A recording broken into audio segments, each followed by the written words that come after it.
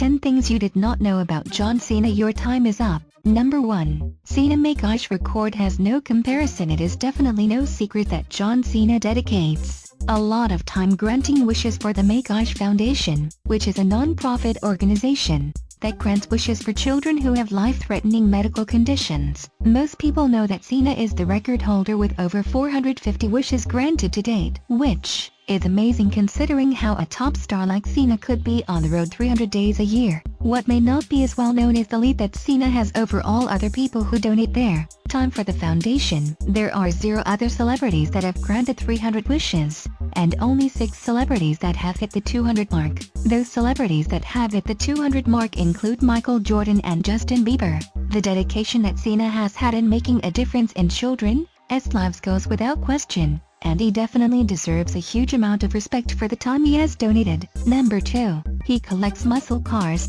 not just as a hobby, but as an investment. Another well-known fact about John Cena is his collection of muscle cars, but the reason why may surprise you. Cena collection currently includes the 1970 Plymouth Superbird, pictured, 1971 Ford Torino GT, 1970 Pontiac GTO Judge, and a 1966 Dodge Charger.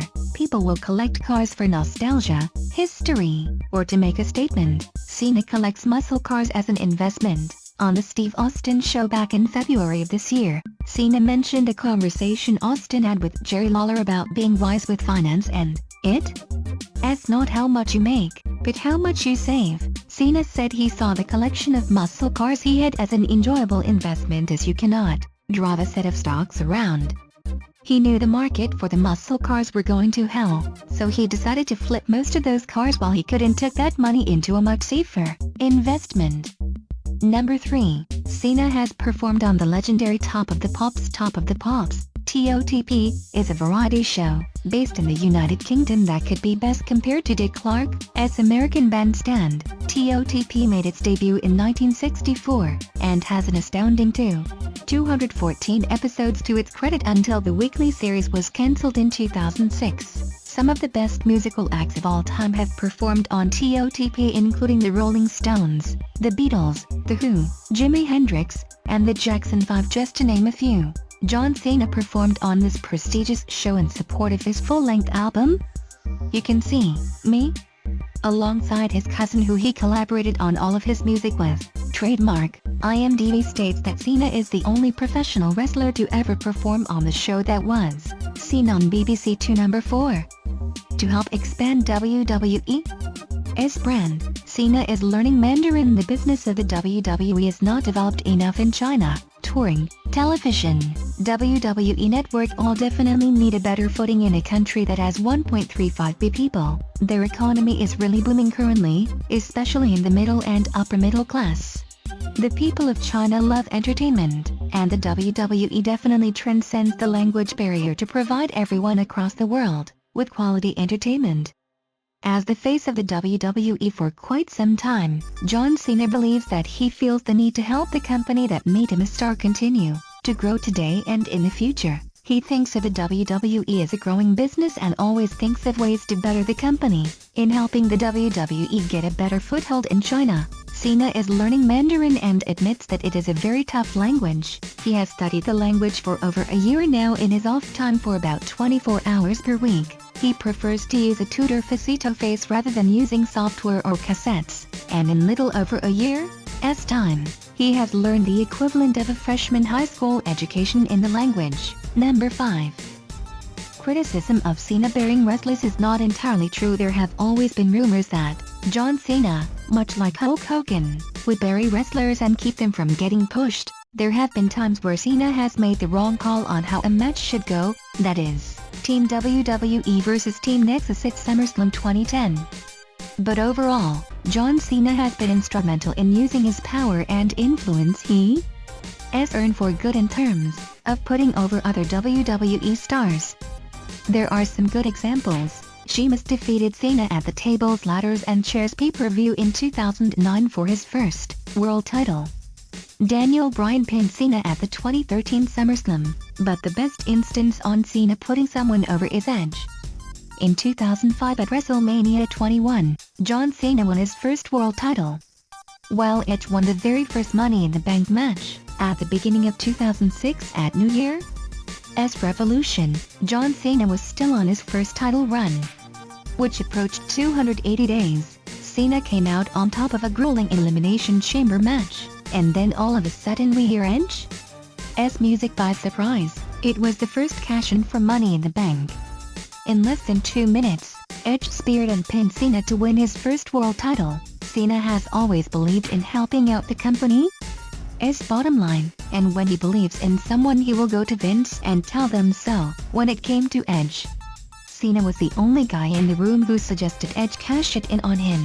Everyone else in management was against the idea, but Cena won out and it played out the way it did, in spectacular fashion. Number 6. Primarily being a single wrestler, Cena has held 4 tag team championships. It is clear that John Cena is one of the greatest WWE superstars of all time.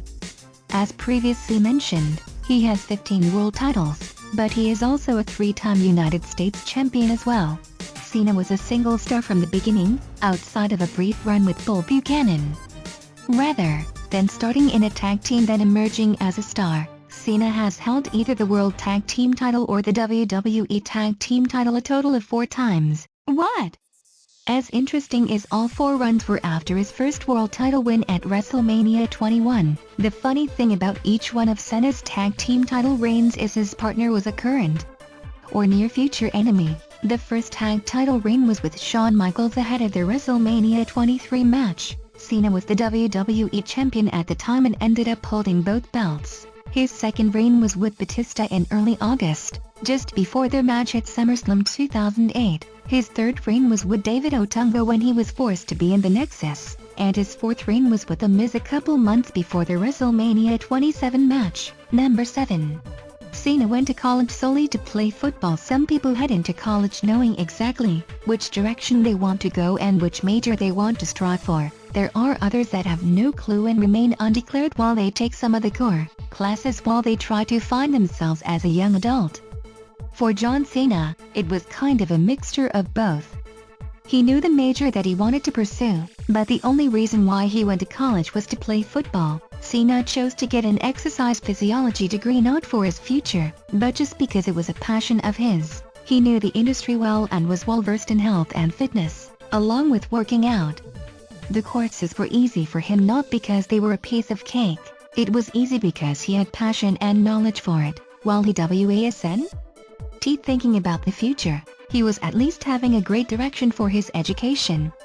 As previously mentioned, the main reason Cena attended college was to play football. He attended Springfield College in Massachusetts, just 2 hours away from his hometown of West Newbury. Springfield College was a Division III school, and Cena definitely made his mark there as he was both the team captain and an All-American as a center for the team. He wore the number 54, which was seen on much of his merchandise during his rapping gimmick days. Number 8. Cena's film debut was 2 years before his main roster debut. Since age 15, John Cena has been a gym rat, being obsessed with working out. After he finished college around the year 2000, Cena would become an employee of Gold's Gym. He would work from 5 in the morning until midnight some days doing various jobs such as working the protein bar stand, the check-in desk, and fixing gym equipment. He would then shower at the gym and go to sleep in his 1991 Lincoln Continental, as he couldn't afford an apartment, until it was time to work again. The combination of having experience in a gym, and the fact that Cena was just starting his pro wrestling career for Ultimate Pro Wrestling, led to him getting an uncredited role as a gym extra in the wrestling theatrical film Ready to Rumble starring David Arquette and wrestlers such as Diamond Dallas Page, Booker T, Sting, and Goldberg. This short role was 2 years before he would make his WWE main roster debut in 2002, challenging Kurt Angle to a fantastic match. As you know by now, Cena has starred in a few movies, and helping getting WWE Films off the ground with films such as The Marine in 2006 and 12 Rounds in 2009, but it was a little-known fact that he got his start in a wrestling movie of all things before he was famous. Number 9. Cena's shortest title reign was only a few minutes. John Cena is one of pro wrestling WWE's most decorated champions of all time. His 15 total World Championship titles ranks only behind Ric Flair's 16. He has held the WWE World Heavyweight Championship 12 times, while holding the old NWA WCW WWE World Championship 3 times. His longest reign with either world title was 380 days with the WWE World Heavyweight Championship, but his shortest reign is much shorter. Cena's shortest title reign isn't a month, a week, or even a day. It was mere minutes. In the 2010 Elimination Chamber pay-per-view, Sheamus came into the WWE Championship match as champion, and defended it in the menacing structure against John Cena, Triple H, Randy Orton, Ted DiBiase, and Kofi Kingston. Cena came out victorious, but all of a sudden we heard the NO chants and hell music play. Vince McMahon told Cena that he is only going to WrestleMania as champion if he can beat Batista. After a spear and a Batista bomb, Cena lost his title in a match that only lasted 31 seconds. Number 10. Cena's debut rap album is certified platinum after an impromptu rapping display for Stephanie McMahon on a company plane. She was convinced that Cena should have a rapping gimmick, and that led to Cena getting in the recording studio to record the song, Untouchable, which was his first theme song under the gimmick. When John Cena earned his first World Championship back in 2005, he decided to capitalize on the newly found exposure by releasing his first full-length album. His album, You Can't See Me, debuted on May 10, 2005, just a month after his WrestleMania 21 title win over JBL. Some people may know that the album debuted on the Billboard 200 album charts at sharp 15 in its first week of sales, but they may not know that the album is certified platinum by the RIAA. A platinum record is one that has sold 1 million copies, and You Can't See Me has sold over 1.3 million copies to date. Even though more albums reached platinum in the pre-digital music boom, going platinum is still a great achievement to behold. As always, thank you for watching.